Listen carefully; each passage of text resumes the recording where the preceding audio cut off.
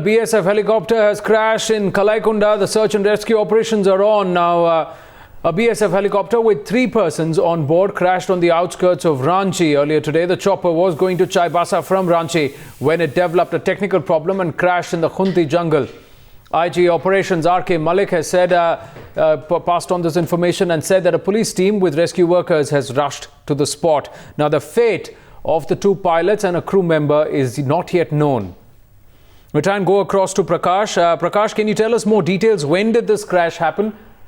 Well, this crash took place early morning at around 8:42 a.m. when the helicopter which took off from Ranchi airport at 8:30 a.m. in the morning for Chaibasa, and at 8:42 a.m. in the morning it lost contact with the ATC, and on board were 3 crew members which included 2 pilots, 1 technician, and all of them died on the spot in the jungles of Siladao and Rampur in Khunti district, which is around 30 to 35 kilometers from Ranchi. And this helicopter, which took off early this morning for Chaibasa, was supposed to carry some police officers from Chaibasa district in view of the prevailing law and order situation they were monitoring. And since this entire area is Naxal infested, this BSF helicopter was supposed to be used for the Naxal combing operations as well, and they were going to ferry some officers from Chaibasa district, and the police officials have been rushed in. They are trying to locate the black box, and investigation